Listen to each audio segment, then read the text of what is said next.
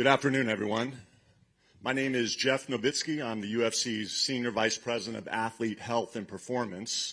And my main duty at the UFC is I oversee our anti-doping or drug testing program, one that is universally recognized as the most comprehensive in professional sports. We're here today to give recognition to Robert Whittaker, who's been in the program since its existence 7 years ago and has achieved 50 individual tests with a perfect test history. A few years ago, we started giving this recognition for situations just like this, so we can go into a town, into a country, and tell people about what these athletes go through to show the world that they're clean. This is very much an international program. Rob's a perfect example of that. In Australia, the United States Anti-Doping Agency, or USADA, runs our program, but they contract out with other national anti-doping authorities. USADA, Australian Anti-Doping Authority, tests Rob most of the time. Here in France, we actually have AFLD, France's National Anti-Doping Authority, make collections from our French athletes. They'll actually have a presence at our fight on Saturday. In terms of Rob, I like looking as I give these presentations to how these athletes has performed, and I don't think there's any doubt. You look at his success that has come under this program, and he was the interim middleweight champion for 7 years. He's been fighting at a championship level, still is, all the while showing the world that he's clean. The real strength of this program is that these athletes are subject to testing 365 days a year, literally 24 hours a day. It's no advance notice testing, so the athlete doesn't know in advance that a tester's coming. The UFC doesn't even know in advance that the tester's coming. And when you put together over a 7-year period 50 perfect tests, I don't think there's a better example of a clean athlete. I spent prior to coming to the UFC, I actually spent some time in this country. I was a federal agent in the United States and actually investigated professional cycling here, specifically Lance Armstrong and the U.S. Postal Cycling Team. And I don't think there's any doubt of what came out of that investigation, probably the biggest fraud and cheater in the history of sports. Well, you can't say that about the UFC athlete, and you can't say that in any way, shape, or form about Rob Whittaker. He's put a body of work and a body of evidence together, both performance in the octagon and outside in this anti-doping program, showing that he's done it with two things, what he was born with and a tremendous, tremendous amount of hard work. So, Rob, congratulations on this. 50-time jacket here. I thought maybe you put the Bobby Knuckles on the thing, but you wanted the Reaper there, huh? That's my name. Yeah. Looks great, my man. Congratulations, and thanks for everything, man. Really appreciate it. Jeff, is there you guys close for a picture? Okay.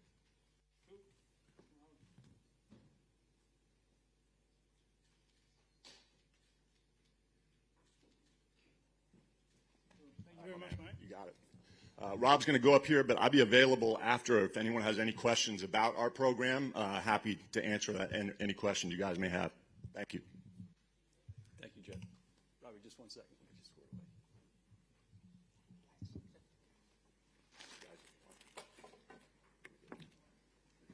Am I going first? Yes, sir.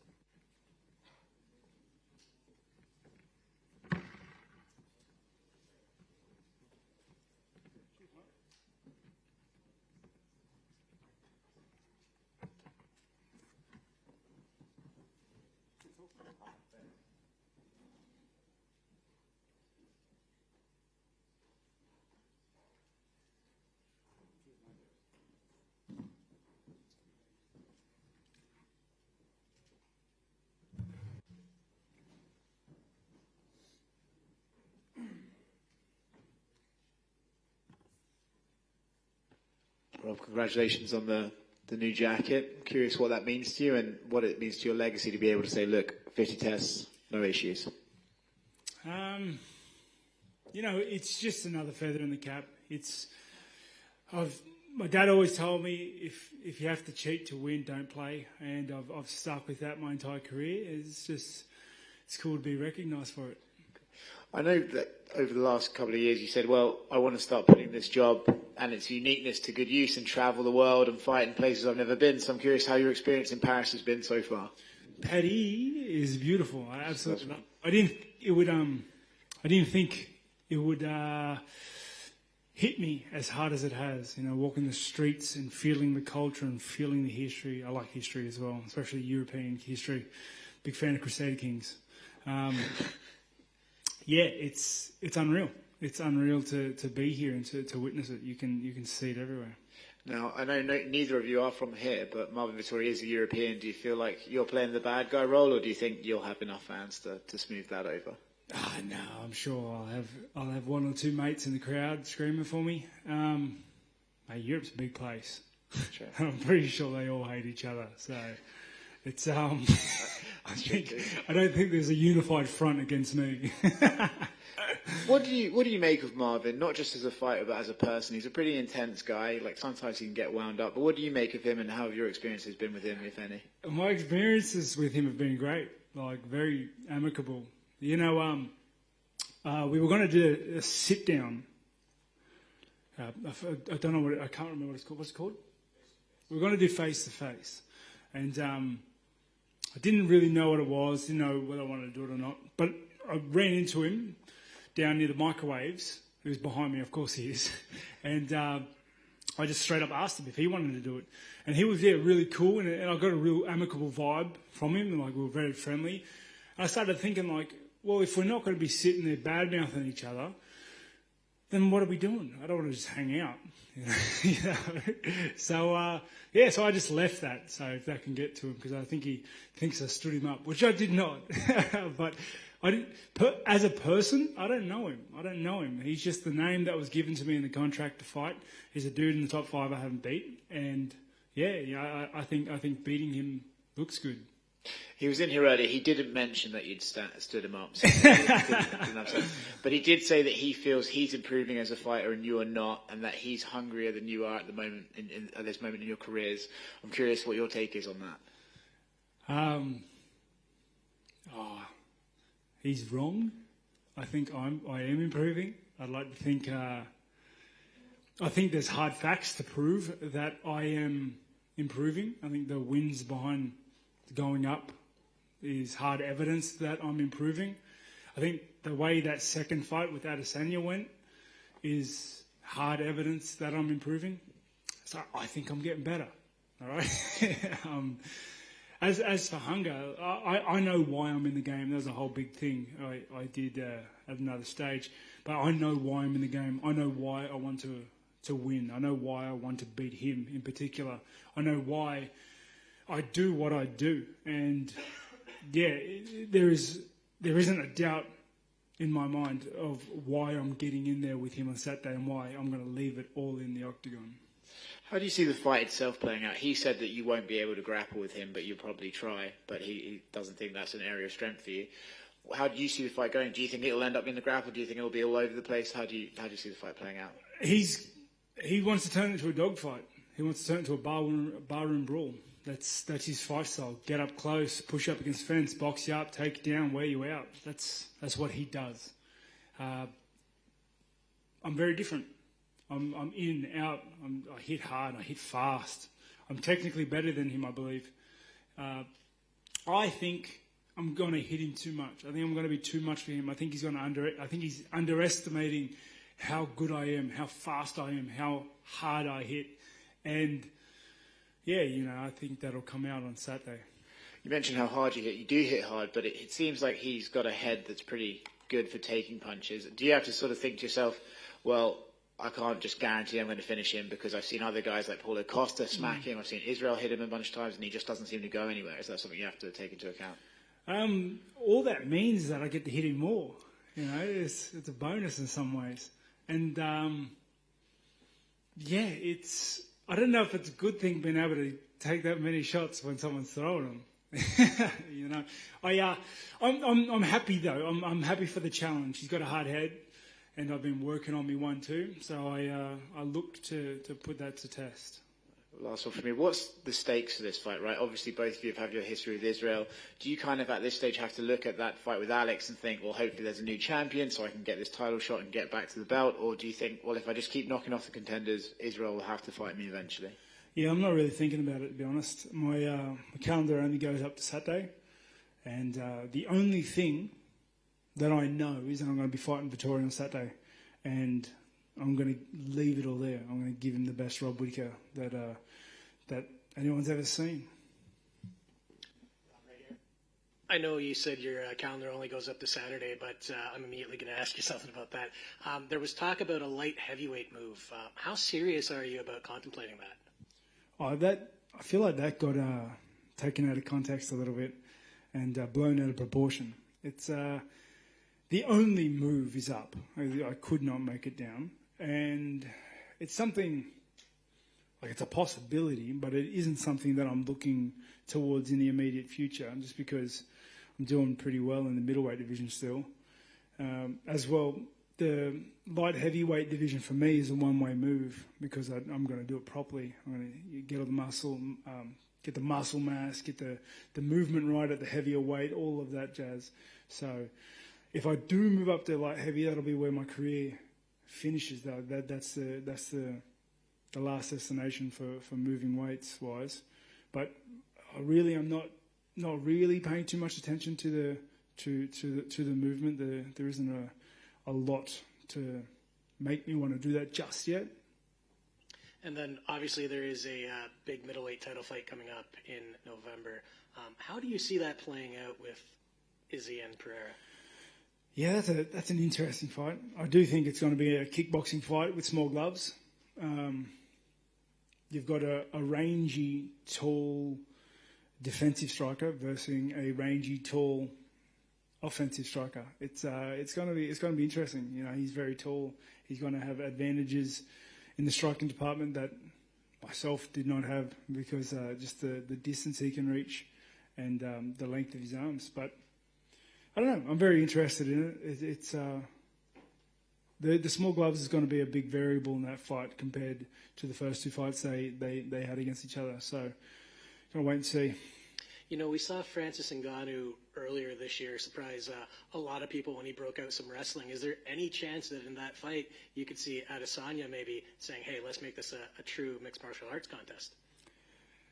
I can't see it. Honestly, I can't see it. Yeah, I can't see it. Fair enough. Thanks very much. What do you make of Alex Pereira?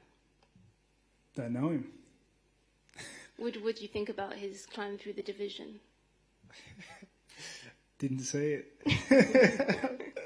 You know, does it interest you that perhaps there could be a possibility that there is a new champion at the top of the division?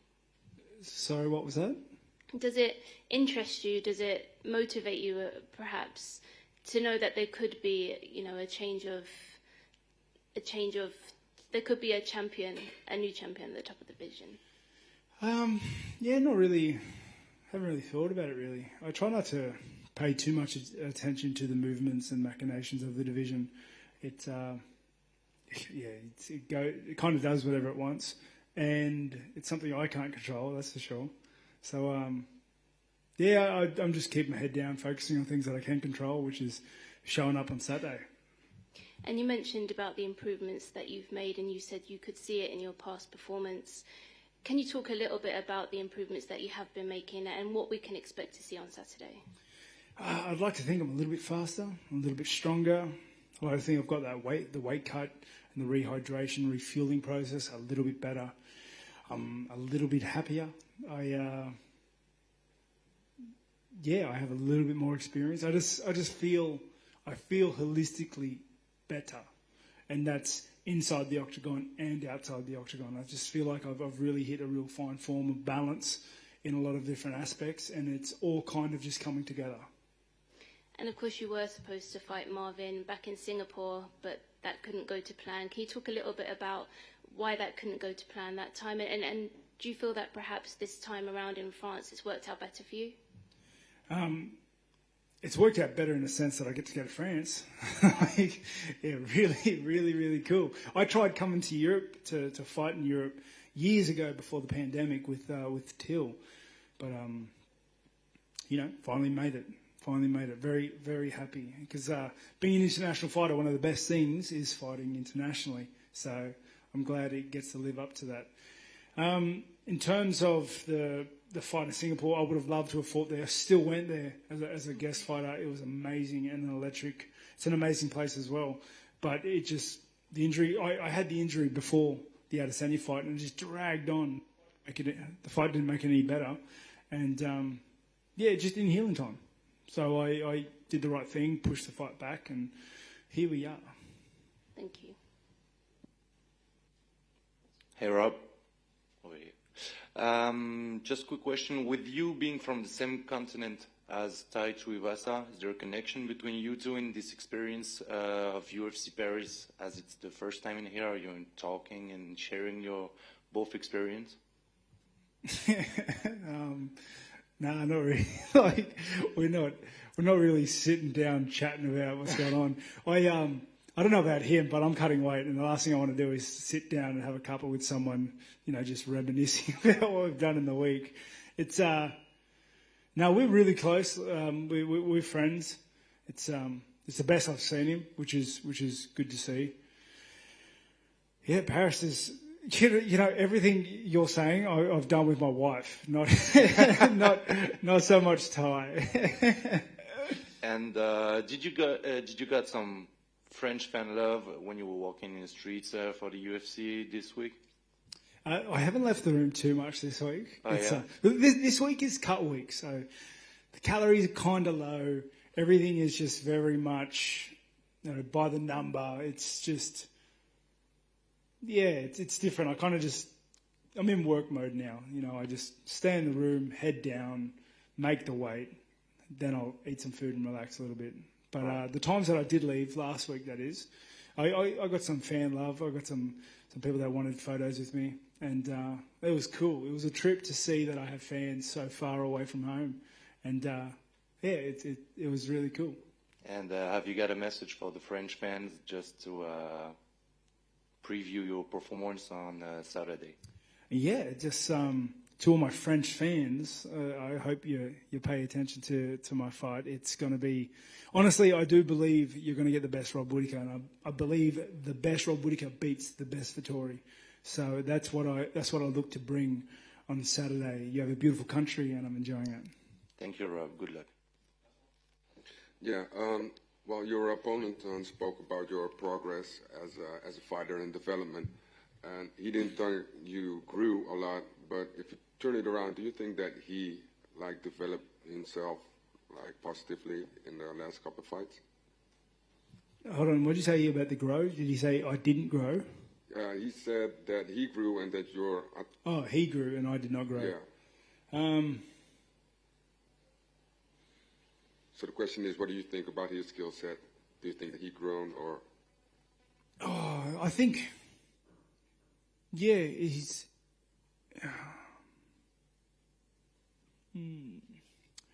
I definitely think he's gotten better, but by how much? He's gotten better at a style that's rough and tumble, so to speak. It's very hard to gauge. Especially when, his style relies so heavily on being able to outlast, take the damage than your opponent. You go, how do you get better at taking shots? You know what I mean?